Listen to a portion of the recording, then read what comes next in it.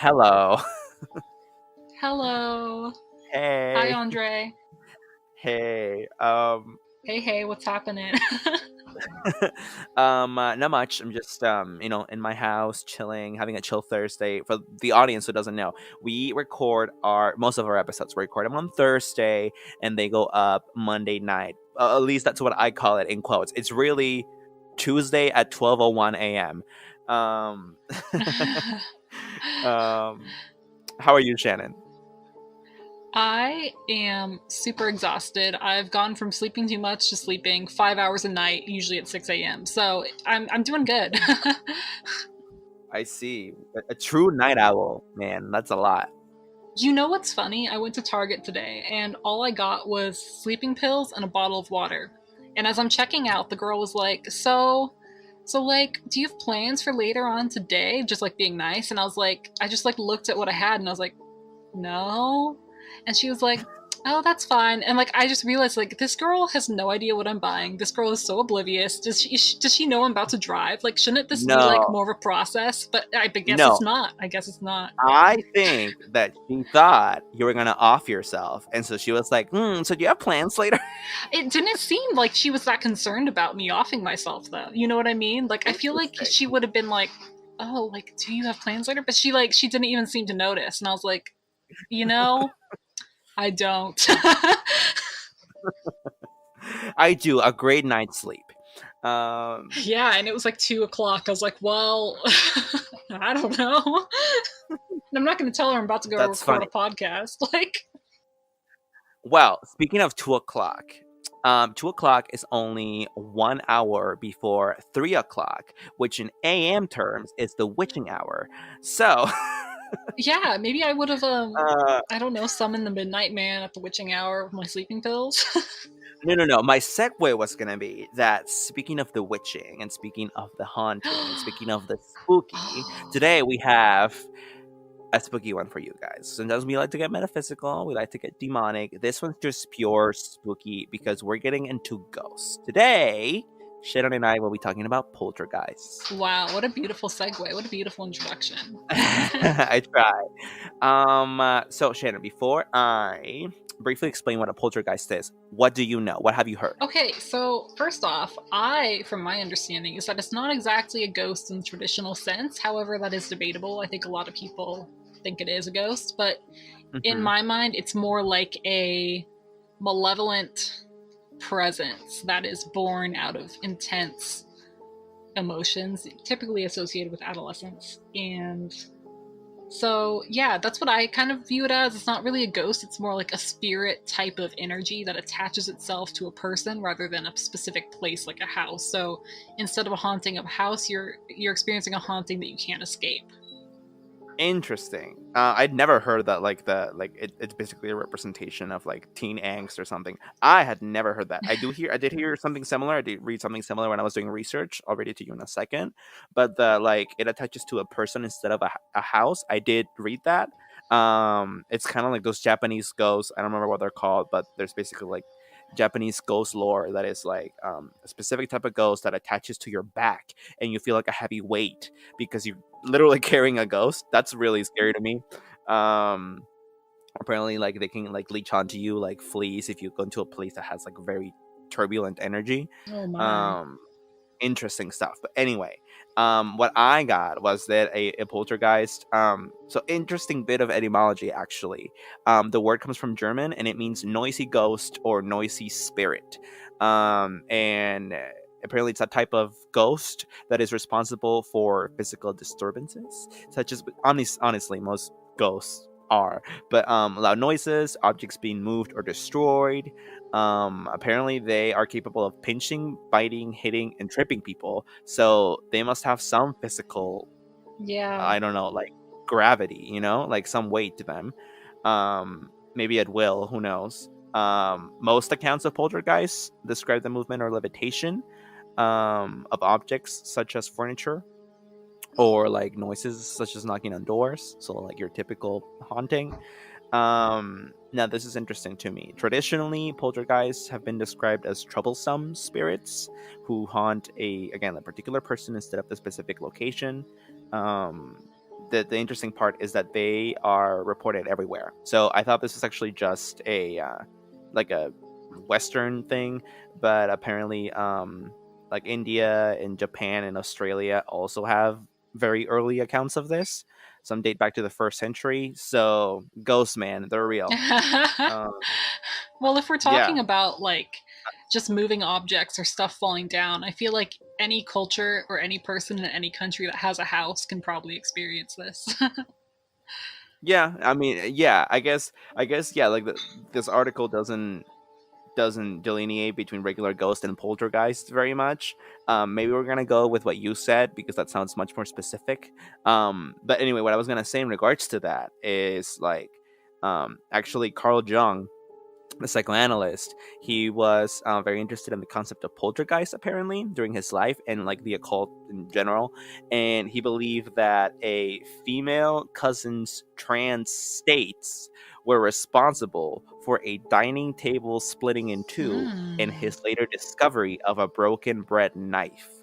He also Wow. believed that when a bookcase gave an explosive cracking sound during a meeting with Sigmund Freud in 1909, he correctly predicted there would be a second sound, speculating that such phenomena was caused by quote unquote exteriorization of his subconscious mind. Freud disagreed. So it's kind of like what you said, like I don't know, like something within him like materialized into something outside of his body, and now it wreaks havoc. Yeah, kind of like psychokinesis, which is something I'll be talking about, where you can move things with your mind, or cause things to happen outside of yourself. But yeah, that explanation of like the energy, I think in the terms of poltergeist of what I'm going to be talking about, it's less that you're aware of it. I would say like it's not something that you're purposefully doing. Hmm. It's just like happening as a result of these emotions that are kind of uncontrollable. It's like once it's born out of you, it's Right. out of your control. It doesn't belong to you anymore. It's a separate own thing. Yeah, I like that so far. I think we're gonna go with that for now. I like that idea. Okay, so today I'll be talking about the Enfield Poltergeist. Shannon, have you heard Ooh, anything about this? I haven't. I like the sound of it. Okay, so you might as I go along. I will say the reason this interested me so much is because I actually watched the movie adaptation of it. The Conjuring 2 is basically a movie about the Enfield Poltergeist. Oh, Um, okay, okay. Yeah, I've heard of this. yes, So I've very seen the very movie. famous, very famous. Yeah, photographic evidence of it as well. Um, which is what anyway. So Enfield Poltergeist. So in 1977, a family living in a small semi-detached house in Enfield in London. This is like a suburb of London. So this is in the UK. Was subject to a series of violent paranormal disturbances, which lasted for an entire year. There were levitations, there were moving objects, overturned furniture, channeled voices that were witnessed by more than 30 people, including Ooh. residents, journalists, neighbors, police. It was crazy. Now, the timeline goes as follows: 1977 in 284 Green Street, Enfield, London. 47-year-old Peggy Hodgson lives in this house with her four children: Margaret, age 13, Janet, age 12, Billy, age 7, and John, aged 11, who was rarely at home because he was in a boarding school. So, whatever, John, bye, girl. Now, Peggy was divorced. She was a strong but quiet woman, according to this article. And she was working very hard to keep her family afloat because there were hard financial times at the time. So, what happens during this year? On the 31st of August of this same year, 1977, around 9:30 p.m., we have very exact timestamps here, which I love. Janet and John were in bed, so her son, which was rarely at home, when they heard a shuffling sound. Mrs. Hodgson, Peggy, came into the kids' room to tell them to quiet down. The night before, the children had complained that their beds were shaking up and down, and Peggy was a little tired of them playing around at night.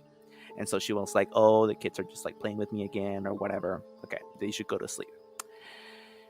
Now, Janet complained that the chair in their bedroom was making the noise. Slightly irritated, The mom removed the chair from the room and took it downstairs. Upon returning it to the children's room, she turned on the light and the shuffling sound started again. She turned the light back on and it stopped immediately. The children were in their beds, apparently not moving. She turned the lights off once again, and once again the shuffling sound could be heard. Peggy explained the sound as if, quote unquote, someone was walking across the room wearing slippers. Then there was a knocking. As they listened, a chest of drawers by the bedroom door slid out into the room around 18 inches from its usual position against the wall. They Hmm. stood in the quiet room, all staring at the chest. Peggy pushed it back against the wall, and once again, it slid back out into the room.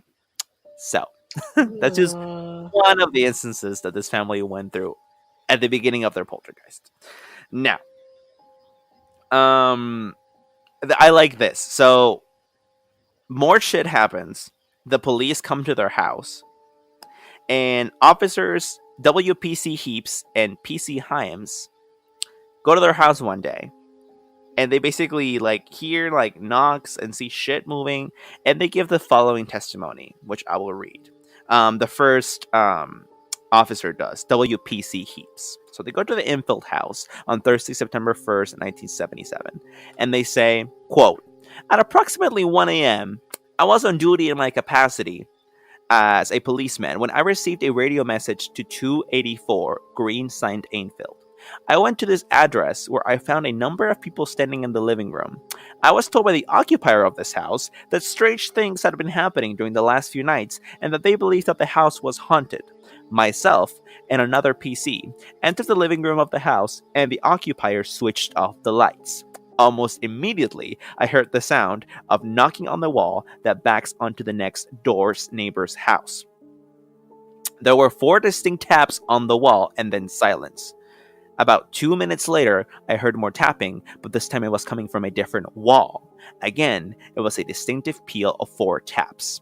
Blah, blah, blah, blah, blah. More stuff moves, and basically the quote ends with, at no time did, because a chair like slid across the floor towards the kitchen wall at one point, and apparently it moved like 4 feet or something. The officer like says, at no time did the chair appeared to leave the floor. I checked the chair but could find nothing to explain how it had moved. The lights were switched back hmm. on and nothing else happened that night, although we have later reports of disturbances at this address. Now, this is in the movie. The officers go to the house, and it was actually a police woman, sorry, not a policeman. So this woman officer goes to the house, and like she in the movie, she like checks furniture because she sees that shit is moving and she can't believe it. And to me, it's just very, it's like a lot that even the police were like, we had no idea what the fuck was happening. Um, you know what I mean? I don't know. What are your thoughts? Yeah, I mean, it's really weird, especially because it was also distinct, like the knocking. Like, if that's Yeah. someone messing with you, it's like, well, for one, don't mess with a cop. It's just dumb. For Mm-hmm. two, like, they couldn't find the source of, like, why the chair was moving, which is really weird. Like, there's just a lot of weird things happening in this house, which I find interesting. Exactly. Now, so again, we're still in September 1977. So by this place, sorry, but at this point, over the next few days, Lego and glass marbles begin being thrown around the house. Again, now we're still at September 1977. So over the next few days, Lego and glass marbles begin being thrown around the house. I don't Ugh. know what this ghost was trying to do. Maybe he was just a little kid. He had no toys when he died. Who knows? But he started throwing glass and Legos at people, fucking left and right. Apparently, a journalist visited the house. A journalist and a photographer at this point started visiting the house. So, okay, September 1977. At this point, it's been over a month since like shit started to happen. Obviously, the poor family must be losing their minds. Anyway, journalist Douglas Benz and photographer Graham Morris visit the house at this point in September, and they witness Lego blocks flying around the room. So if I'm not mistaken, at this point is when like Graham Morris, the photographer, decides to stay around for a little longer, and he ends up taking pictures of Janet levitating, which I'm sure you must have seen some of the pictures, because these are very popular. It's basically this like 13-year-old girl. She has like short brown hair. She has a red gown on. It's nighttime, and there's this photo caught of her, which it looks like she's levitating in her bedroom midair, or like she's being like thrown across the room. Wow. Yeah, That's creepy. I don't know. I'll show you later, but like, it's crazy. These are very famous pictures. Now, October 1977. So a month later, poor family. I feel bad for them. Anyway, by October, the moving and the throwing of the objects had now been continuing for weeks. Soft furnishings, cutlery, and any household object that wasn't basically nailed down had become the focus of the ghosts or whatever it was that was haunting them to throw around the house and disrupt everyone. So this keeps happening for another month. Now, November of 1977. I just can't believe that like they haven't lost their minds. By November, shit's still happening. They noticed that the knocking sounds around the house had started to become intelligent. And one journalist that went to the house, a different one, his name was Maurice Gross, decided that he was going to ask the sounds questions. So, which to me is just such a creepy concept, right? Like basically like knocking on a wall and then like answering back. I can't. So this guy started by simply requesting the ghost to knock once for no, and twice for yes. Oh my god.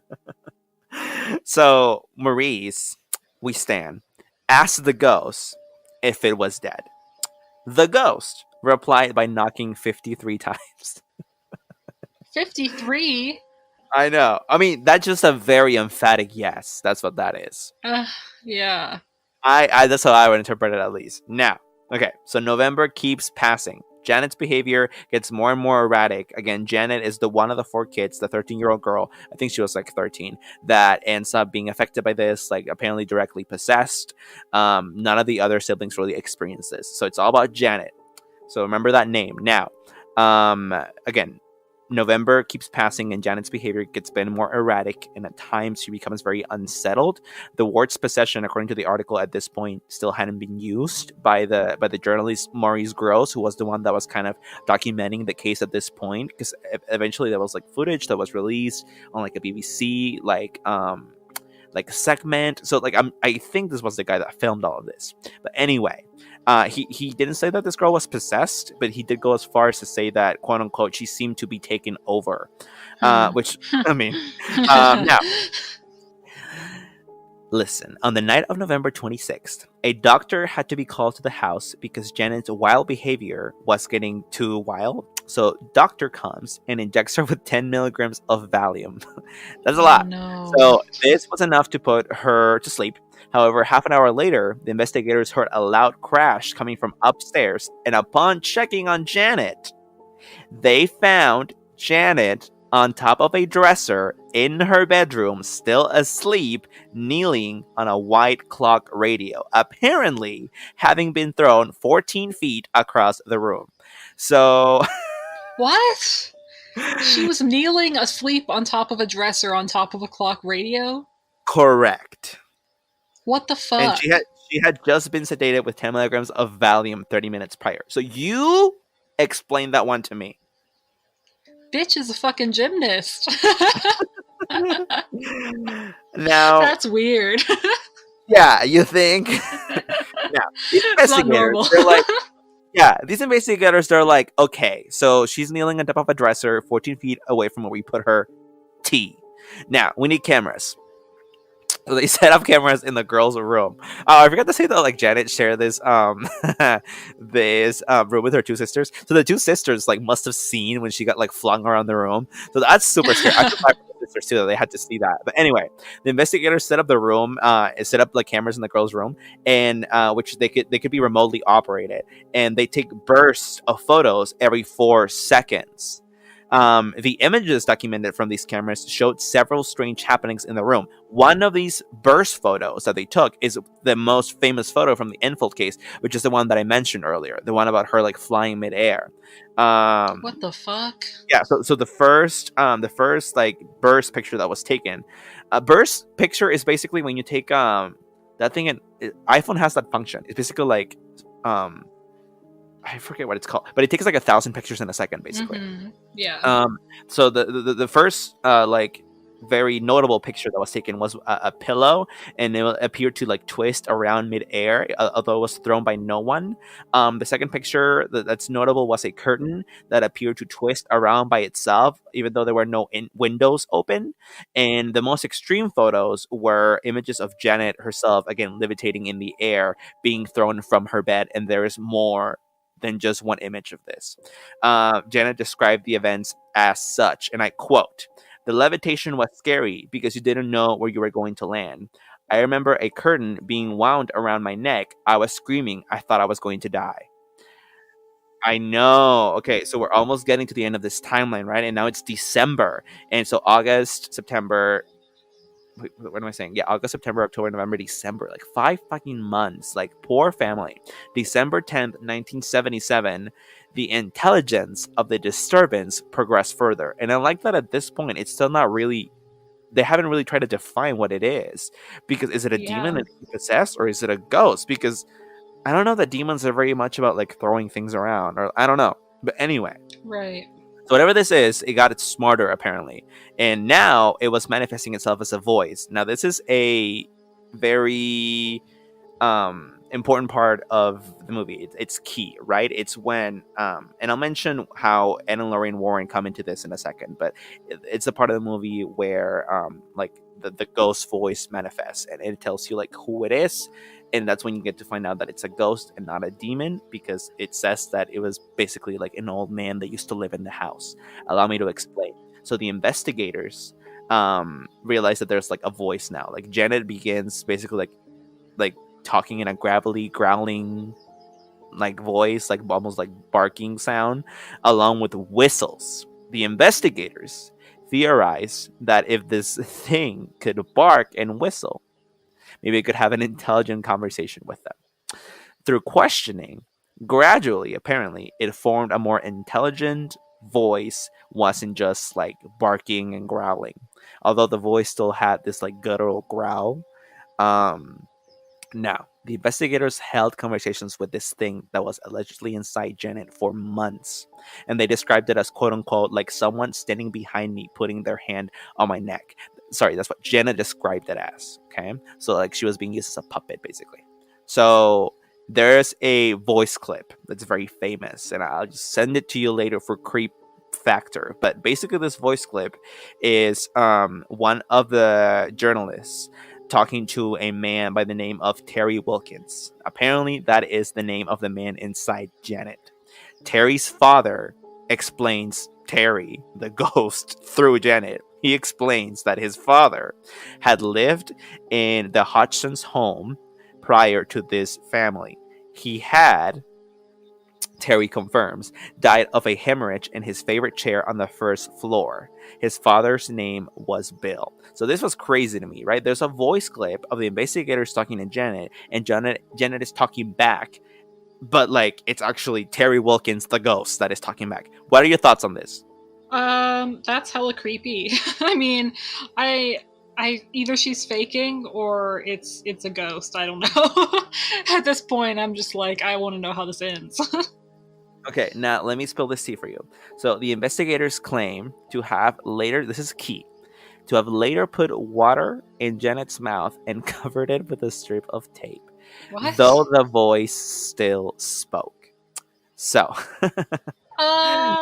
Saliva is really sticky. Maybe she just like made a little hole. now maybe, but Ventriloquism. let me give you even hotter tea, okay? Let me snatch Okay. your wig and fucking rip it in half. So, John Hasted, a physicist at London's Birkbeck College, carried out an experiment together with one of the journalists that was present at Janet's home.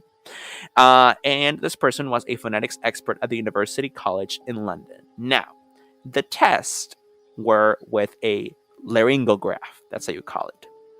And basically, what this does is it indicates what kind of vocal folds the person is using while speaking.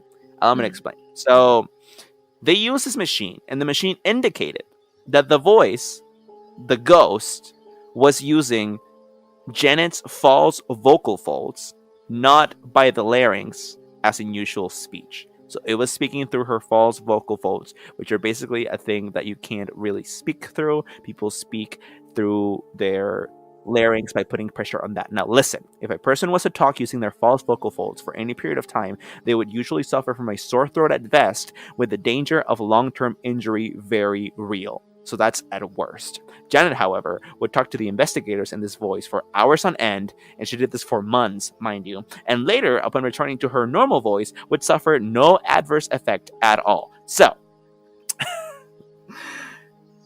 how? How'd she do That's that? so crazy. I don't know. I just don't know. How the fuck did Janet do that? Like, how was she able to talk with that voice for hours, 4 months, mind you, like hours a day, without Damn it, Janet. like, yeah, without basically like damaging her I throat? don't know. I have no idea. Like, that's crazy. I can't explain that except maybe she eats a lot of popsicles or takes multivitamins. I mean, it's possible. Yeah, a lot of like honey tea.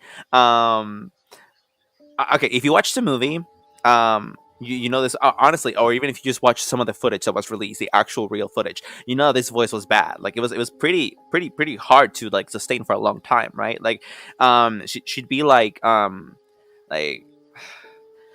name is Terry Wilkins, and this is like a That was 13-year-old good. girl, and she'd do that for hours a day, hours, and she wouldn't break character, so she must have been really good. And again, she did this for months, and it's just like I'm shook, and I can't, and there was something inside that girl.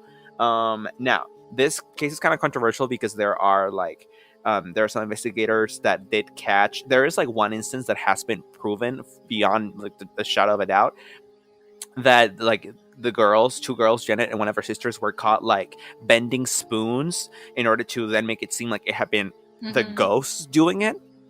And so people are like, oh, like hoax. But to me, I don't know if I'm like psychoanalyzing too deep without knowing enough here, but I think that this like most of it was real, and the girls like the attention that they were getting, even though their life was so miserable. Maybe like the attention they were getting was like the one nice thing they had in their life at that moment, and so they were trying to actually extend it against their best interest, obviously, but they didn't realize that, and so like they were making it seem more exaggerated than it actually was. But I do think that it was real, and there are experts that basically think the same thing as me.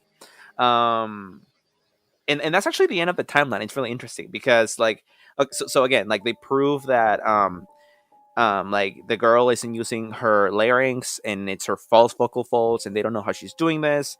And eventually, by like 19 like July 1978, Janet is admitted to a mental hospital in her town, and then 2 months later she like gets out, and there's no signs of anything else happening anymore. And like when she comes home, the disturbances just stop. And so this is very confusing to me because it's like, okay, so there was no big like climax or any like there was definitely no Yeah. Valak. If you see the Conjuring 2, there was no fucking nun. Um I just yeah, I don't know. What do you think? Well, I think that it's really interesting that there was like a man, I guess they're claiming, that died there, and that Terry was using her to speak. But that kind of conflicts with what I was saying before about Poltergeist being born out of adolescent angst. But also I'm like, well, maybe it doesn't. Maybe he's just latching on to that as well. Like maybe the poltergeist and the ghosts are one and the same, or bouncing off of each other, and the Or reason the stuff, huh? or maybe this wasn't a poltergeist, it was something else.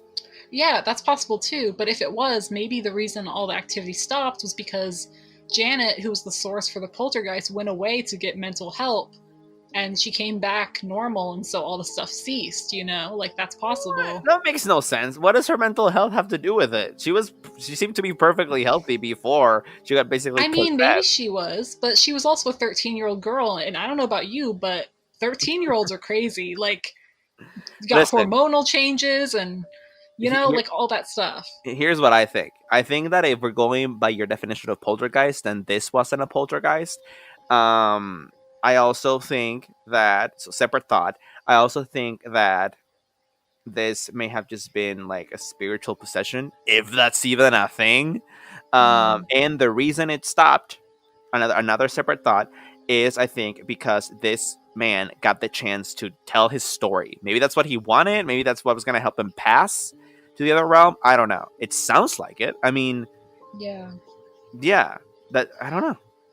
Yeah, I just the whole terrorization of like the family home and all that is kind of weird though, because I guess maybe ghosts or whatever it was can't handle other people's presence there when they're angry, or but like I don't understand how they need that closure to move on, but they're so aggressive about it. Like, why are they so angry? I mean, maybe they died a horrible death and they're resentful. I don't know. Well, I guess the very, very last thing I wanted to add was basically like how Anne and Lorraine Warren are connected to this at all, because I didn't mention them during the other article that I read, and they're not mentioned in there at all actually. But I looked it up, and basically, like, the movie is based on this case, but they really exaggerate like the Warrens' presence in the case. They really only came in like the last couple of whatever, and they didn't do much. They were just there, kind of like assess. Um, but there's this interesting quote that Ed Warren gave that I like a lot about the case. They were convinced that the events that had taken there had a supernatural explanation, and Ed Warren elaborated on that, and he said, quote, "Those who deal with the supernatural day in and day out know the phenomena are there. There's no doubt about it."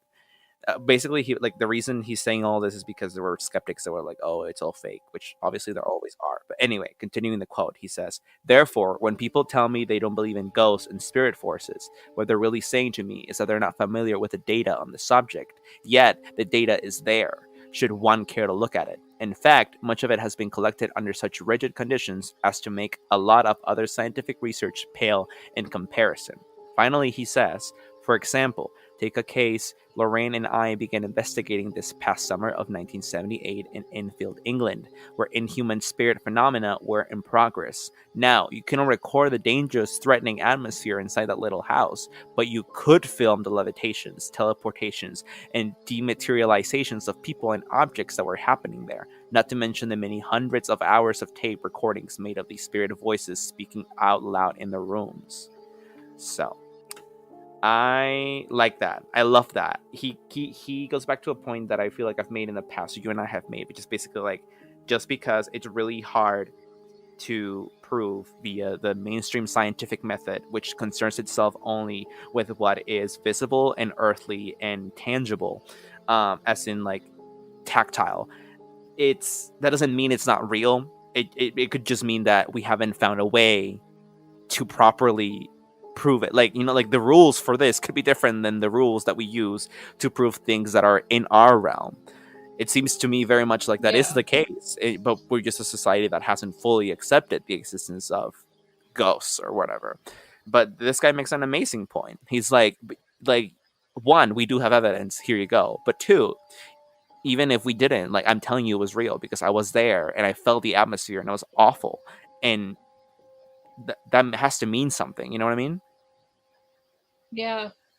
Yeah, and I really find it difficult to explain away the voice phenomenon. That's crazy. Like, Yeah. even if all the other stuff was just Janet and her sister trying to get attention, like the larynx thing is really hard to disprove. Mm-hmm. Mm-hmm.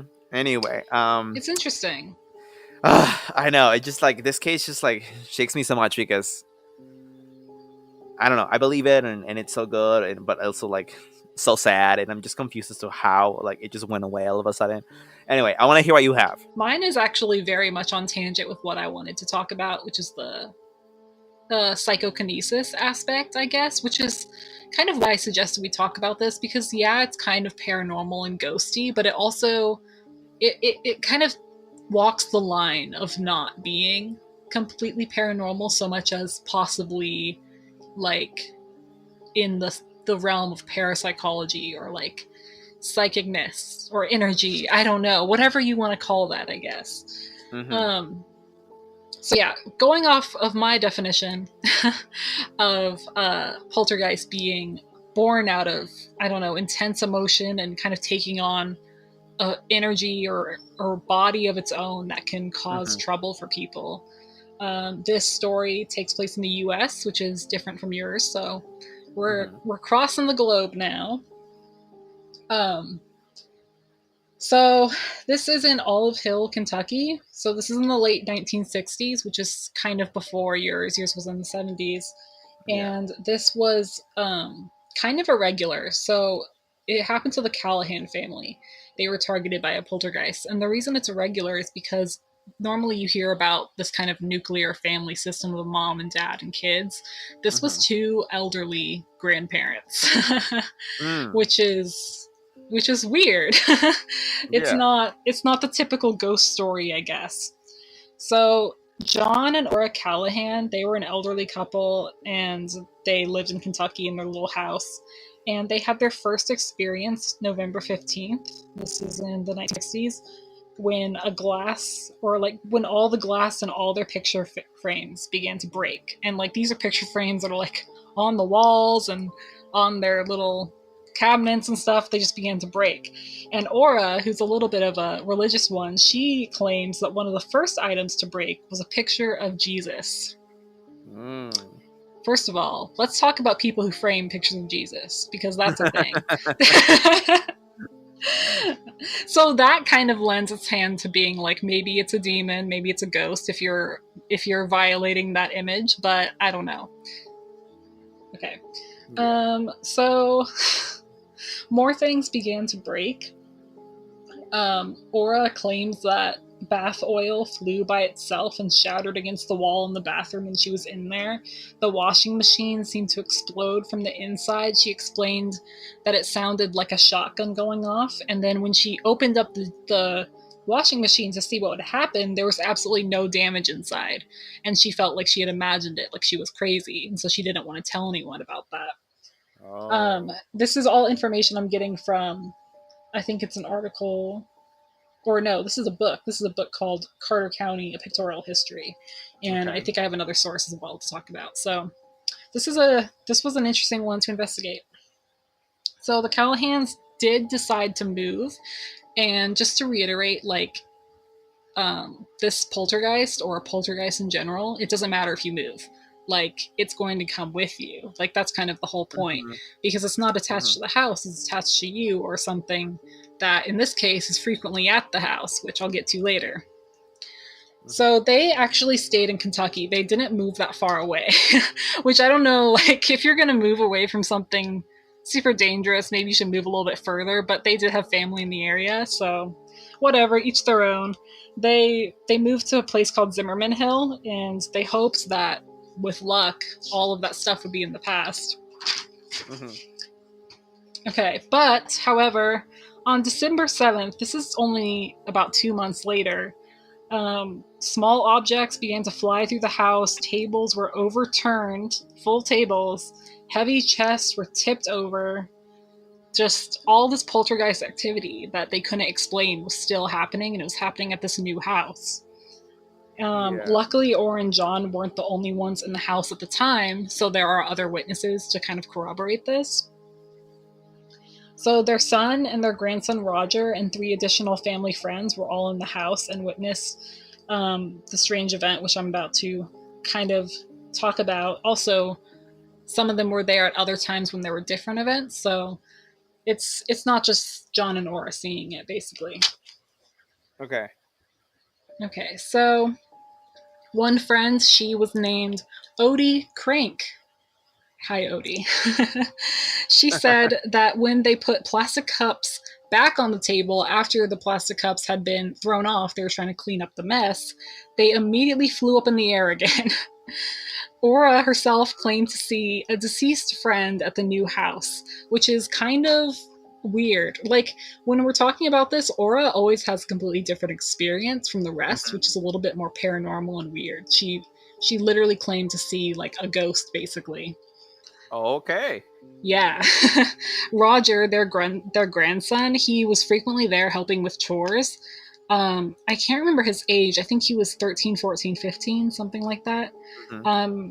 Yeah, he claimed to witness like around 178 incidents. That's a lot. Poor guy. Yeah, and Odie, she was hit by a flying Tupperware. John was injured by a flying A Like me, flying me if I'm a ghost, just throwing Tupperware. at a Tupperware party. John was hit by like a flying ball and it struck him in the head and it actually really hurt him. Yeah. And this is an old guy, like I feel pretty bad for him. And then in one instance when things were particularly crazy and a lot of furniture was flying around, their grandson Roger caught a flying chest right as it was about to knock him over and crush him. What the fuck? Yeah. A Durham, North Carolina researcher named John Stump came to the house alongside a colleague named William Roll, and William Roll himself is pretty famous for being like a parapsychologist who studies psychic phenomenon. These two men, Stump and Roll, were from the Psychical Research Foundation, Uh-huh. and they came with the intent to study the activity, and they stayed with the Callahan family only one weekend, but during that time they recorded 50 poltergeist events, and this is one Damn. of the best recorded cases of poltergeist activity that we have today. So, Yeah, I bet that's a lot. yeah. Okay, so Stump and Roll believed that the Callahan's 12-year-old, okay, he was 12-year-old grandson Roger was the source of the poltergeist activity. So, as we know, it's kind of connected to intense adolescent angst. I mean, we don't know what Roger's going through. um, so, it's not something that he can necessarily control. Uh-huh. But Stump kind of gathered this hypothesis based on that one weekend he spent with them by watching and taking note of whenever Roger was around and the incidents occurred. And as we mentioned before, Roger was there for 178 of them. Like that's a lot. Yeah. So one time Stump was watching Roger, who sat with his back to the TV. So Roger's sitting there, and then there was this loud crack. So Roger jumped away at the noise, and then a large bowl and a cloth doily fell from the top of the TV, rolled behind it. The bowl, which was originally filled with flowers, the bowl is behind the TV now, but the flowers, for some reason, they stayed. they just stayed on the TV, which like Stump was like, that's kind of weird. Like, why didn't that fall back too? Like, this is, Yeah. it's all very weird. And so Stump, who was kind of not really having it, he searched for strings, something that Roger could use to fake it. He looked behind the Mhm. TV and he looked at other stuff, but he couldn't find anything. And then somehow Roger's parents ended up inviting him and Roll over. And at Roger's house, they were inside the kitchen, and it was after midnight, and Roger was supposedly asleep. But he eventually did get up again and he entered the kitchen. And then when he entered the kitchen table flew up, it rotated 45 degrees midair, and fell down on top of the 4 chairs. Honestly, just a Tuesday evening. I mean, A normal poltergeist activity. Everyone is used to it by now. That was really weird to me. I'm like, how could you fake that with strings or anything? You know what I mean? Like, yeah, yeah. that's just wild to me. Okay, so next, Roger went into the living room, and suddenly a 60-pound coffee table flipped upside down. And when I say it flipped upside down, I don't mean that like it wasn't like a drastic chaotic movement. It literally went from standing up to an instant flip upside down. Like, how? What? How could it do it that fast and so perfectly? And the accounts of what happened at Roger's house, this is from a book called Hauntings and Poltergeist, Multidisciplinary Perspectives, and this is edited by a James Horan and a Rents Lowe's? I don't know how to say that. Anyway, Okay. just so you know, credit where credit's due. So this is where it gets kind of weird. So at this point, Stump and Roll were pretty dang convinced, like, okay, either this kid has a poltergeist attached to him, or the kid is like psychokinetic and he can make things move with his mind. Maybe he knows, maybe he doesn't. I don't know. But so they asked Roger, they're like, do you think you have anything to do with this? And so Roger was like, well, I think the next thing to move in this room is the chest, the big chest. And it did. It moved only seconds later. And they were just like, Okay, thank you, goodbye. No, they actually stayed, but they witnessed 9 more accidents that night and they were unable to find proof of any fraud. So, yeah. Um, Wow. so, just kind of like to lay out the numbers. So Roger was present for at least 107 documented object movements. 21 of the occurrences at the grandparents' house happened while Roger was away. That's important because, I mean, he wasn't there. So you have to think about it as like Maybe he can move 200. them. Maybe he can move the things from afar. Maybe, I don't know. Yeah, but if like 200 things happened, 200 incidents, and then 21 when he wasn't there, I mean, that's kind of a small Yeah. percentage. We don't really know. It's Yeah. just hard to say how this would even operate, you know? Uh-huh. Okay, so Stump and Roll actually believed that the occurrences increased in activity and they spread to Roger's home under their observation. You know, like because they had followed Roger home, maybe that stressed the poltergeist out a little bit more, and so there were more to be observed. Mhm. And Roger's mother, Helen, believed the same thing so much that she blamed them. She blamed the parapsychologists. She claimed that they were the ones who brought the quote unquote demon with them from Aura's house. Which is kind of like, okay, but I Yeah. mean, come on. So something to take note of here is Helen herself, I'm not sure if her husband was a Jehovah's Witness. And Helen was in full belief that it was a demon. It was not a poltergeist. It was not any psychicness. She was certain it was a demon. She accepted a group of Jehovah's Witnesses' offer for an exorcism. And there's not that much information on what actually happened during this exorcism. But the one thing we do know is that they decided to burn Roger's clothes, believing that the poltergeist was attached to the clothes. Lit. Yeah, it was lit. um, but unfortunately, that little exorcism didn't work, and the poltergeist activity continued until the family all fled to Ohio. Where I'm guessing it continued because clearly this is the kid doing it. Well, this is like the end of the story. We don't hear what happens when they move to Ohio.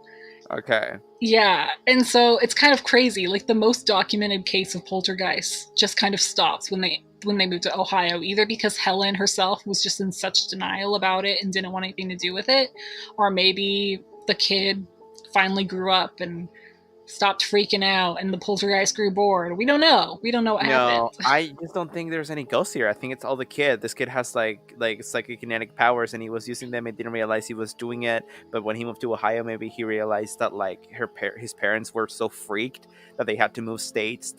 And then he realized that he was the cause. That maybe he made himself stop doing it. Like that's what I feel like. Yeah, I find it very interesting though, that idea of like psychic energy can have such an effect on the mass around you. That really that that kind of, I don't know. It adds a lot of layers to this idea of what our minds are capable of, even if we're not Hmm. aware of it, and what kind of layers of consciousness there are, like in this reality. Like, if there's a layer for the things that you're not aware of, like unconscious, and then conscious, and then possibly dead people, like, how many layers are there that we're not seeing? Is this a freaking 5 layer cake? I think so. I think we could just be in the center of a very layered onion. Like Shrek? Yeah. Perfect. There was another story. It was just kind of a short little one. This actually happened too, but I'm not going to give any names or anything. But Okay. Okay. I was first interested in Poltergeist because I read about this, and basically, it happened to a woman and her husband and their daughter, and they had kind of the same complaints of like stuff was moving around, and then they called a paranormal investigator, and he basically just zeroed in on the daughter immediately because she was like 16 or 17, and he asked like, hey, like, how's your daughter been lately? And she said, oh, well, my daughter just went through a really bad breakup. And he was like, it's probably your daughter. And what ended up happening is that the woman contacted him after and said that after he said that, there were a couple more incidents, and then once the girl was happier, it just stopped. And That's that's, fucking crazy. Now, yeah.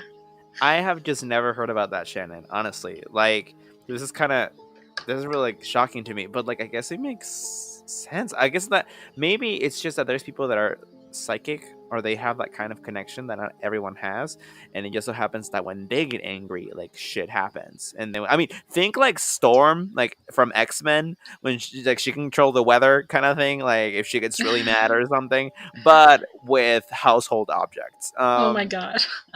That's weird. Well, I'm not entirely certain that it is a kinetic thing. I think I'm more prone to think that it might be something otherworldly that attaches to these types of people who just have these emotions happening. Like it might just be bad luck or bad timing or bad like place of where you're at. Like maybe the poltergeist was waiting for someone with this vulnerability and this much anger, and it found someone to latch onto, and it could feed off that and exist off of it, but only as long as you're still angry and still frustrated, you know? Weird. Yeah, I Kind of guess. like what you're saying about the Japanese ghosts. Well, the thing is that like those you don't really get rid of unless you go to like some weird special shaman, and that's like a whole thing.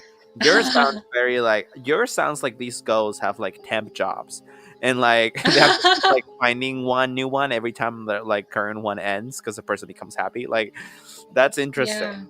Yeah. Um, yeah. Yeah, I don't know. Maybe it just ceases to exist after that. Maybe it is just intense energy born out of rage and then it just goes away. I don't know. It just feels to me like I don't know, and it's not a ghost, but rather like it is like another entity, but it's maybe an entity that is like accidentally created by this person that has so much rage. And like this rage, it's kind of like Silent Hill actually. Like this rage becomes a physical thing, and it becomes like a mirrored image of them. But it is invisible to like the visible spectrum of light, and only acts when the original person is very very angry, or sad Yeah, or something. That's so interesting. it's like a manifestation. So yeah, I was actually attempting. I had the best intentions that this episode would be a little bit happier because we were definitely going down a dark, dark road with the last few episodes. But this is still pretty dang dark. I mean, not as dark, but yeah. But it's interesting because like it's not at all what I thought it was gonna be. Like well, I'm telling you now. Like I really don't think that this is ghosts anymore. So this is really interesting to me. Yeah, I was actually excited to hear what you had for the Poltergeist story because I thought that you were going to do something along the same lines. But I guess that it's more layered I mean, and like the less thing is studied. that like when you research the Enfield incident, it's labeled as a poltergeist everywhere. I guess because shit moved around the house, and to people that means poltergeist immediately if like plates are flying around the kitchen.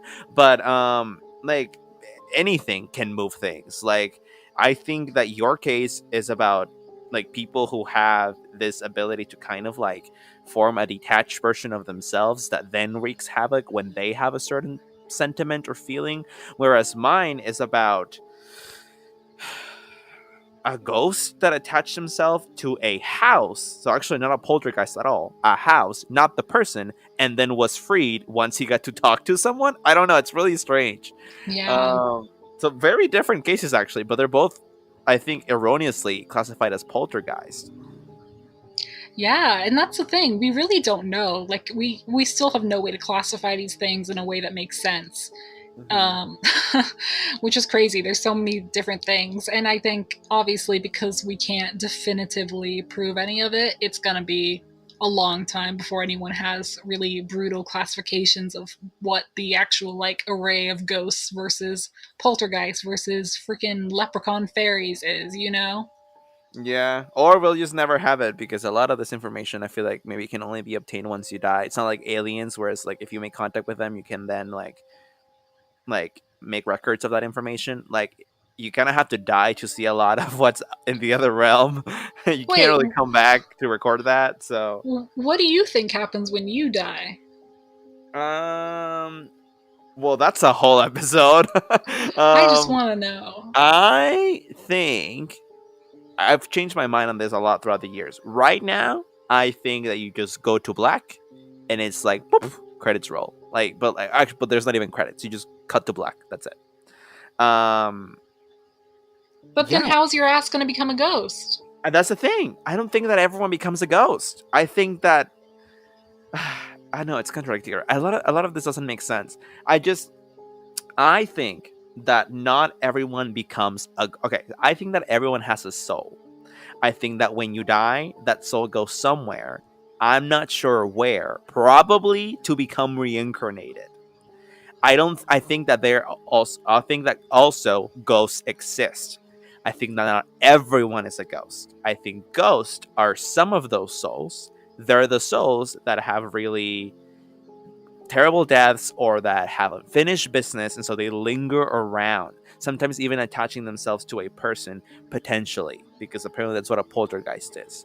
We don't even know if that is the case though. Now, I think though that I'm not sure that you reincarnate immediately, because here's the Mm. thing: like people who reincarnate, they're like, "Yep, I used to be this pilot in the 1940s, and now I'm a 3-year-old in 2015." So clearly, there was a big period of just blackness and just darkness, right? So I think that both of my thinkings like can make sense together. I think that you can immediately, unless you have unfinished business or something, I think that when you die, you can immediately cut to black, but then years later you can come back, and probably everyone does. Maybe just like whoever is in charge of putting spirits into reincarnated bodies, like maybe there's just too many spirits and not enough bodies, so there's like a waiting line, and that's why you have to wait 40 years. I don't know. Yeah, like Black Death. Maybe we still haven't caught up with all that quota. Yeah, literally. I mean, that's what people are like. Yeah, like I'm a past life. I used to be like a peasant in the 12th century. Makes sense. um I don't know. That's convoluted, but I really try to reconciliate like the concept of just nothingness and also reincarnation, because I believe in both, and that's the best way I can come up with reconciliating the two. What if karma enters into it too? What if karma dictates when you'll come back? If it's going to be a long waiting period or not? If you're going to be a horse or a person? It could be, but to me that's just so beyond that, like I feel like I'm wasting my time speculating about it, because like karma could affect when you come back in a million ways. I literally wouldn't even know where to start thinking about that. Yeah, that's Um true. but but I don't like super believe in karma anyway, just because so many shit people like live like lives like hurting people and like profiting off of that, and then they die just fine. I mean, who knows, they could like return as a cockroach, the cockroach that I just like stepped on this morning at work.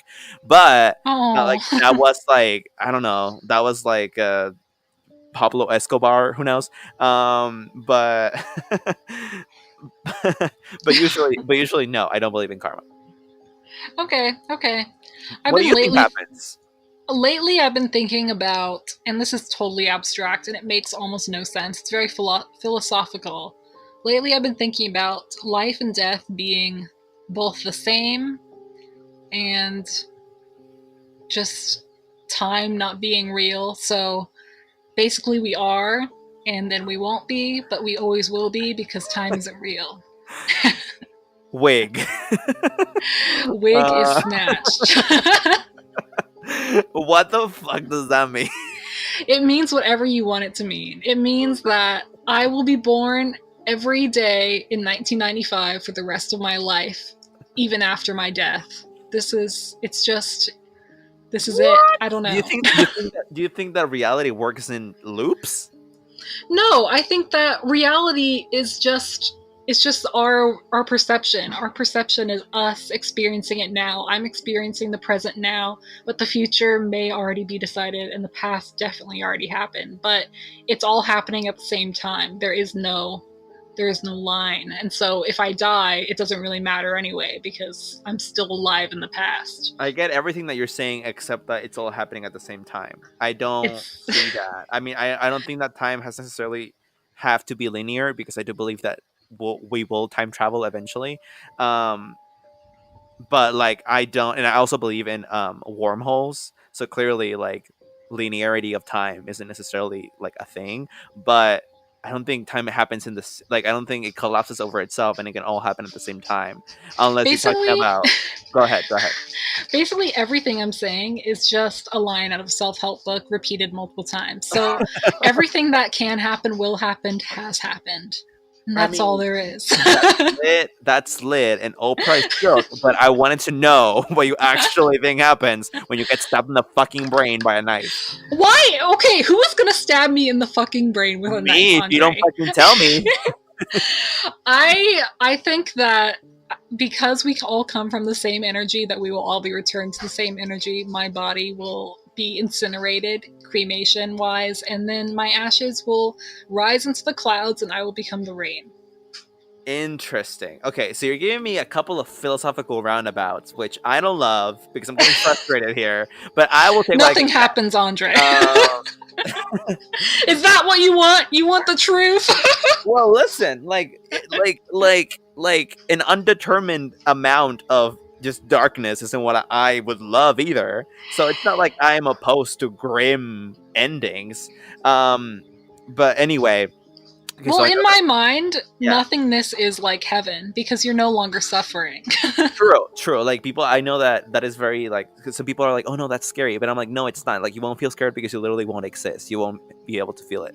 Um, but okay, so second thing, so like my second theory, my alternative, the one that I believe in the second most is something I read on Tumblr like years ago. It's so fucking dumb, but I love it. It's basically like the reason the reason people think um like the reason people think they see like a light when they're dying is because what they're actually seeing is hospital lights as they're being born, and that's why babies cry because they're sad because they just died. Oh, yeah, yeah. But there's a waiting period. There's a waiting period. But yeah, but there could be a waiting period. But that was just like amazing to me because one, it like really made me think, and it was really shocking. But second, I just laughed because I was like, so you're telling me that when people say like go to the light, they're saying like go to the vagina because like basically you like The vagina is the start and the end of life, and we all just need to accept that. like I can't. Um, I don't know. Okay.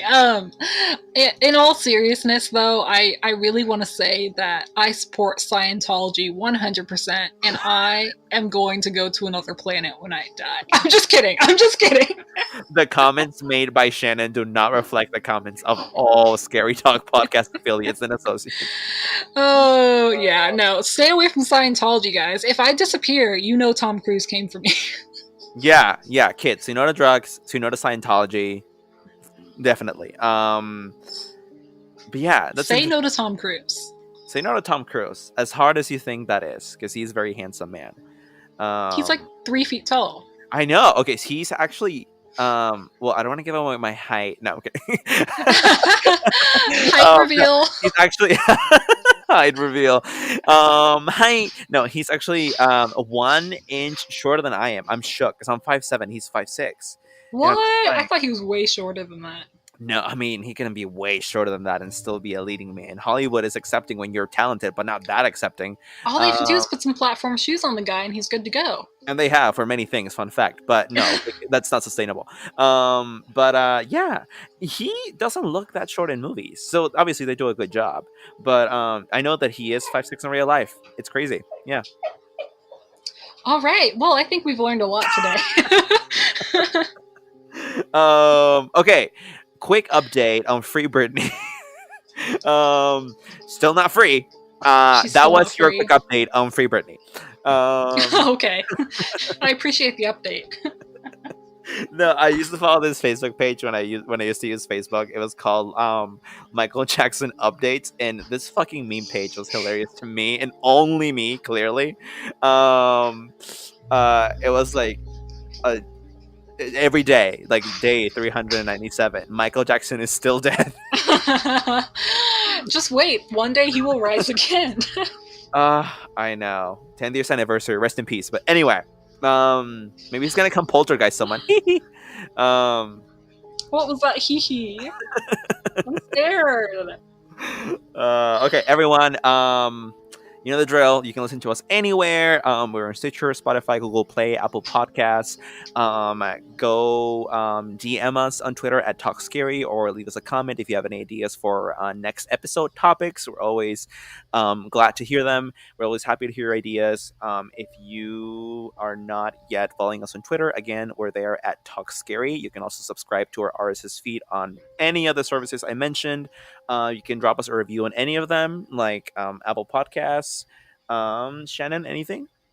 Yes, I don't want to be nitpicky, but I forgot to mention it's Carl Jung, not Jung. Oh my god, eat a dick. I feel like people are gonna say something, so I have to tell you now. It's young. You said young, so no young. So episode 17 is canceled. Bye. Wait, no, no. All right. Thank you for listening. We'll see you all next week. No large meals before bedtime. The Mothman is real. Everyone eat a dick. And Okay. stay spooky. We love you. Bye. Bye bye.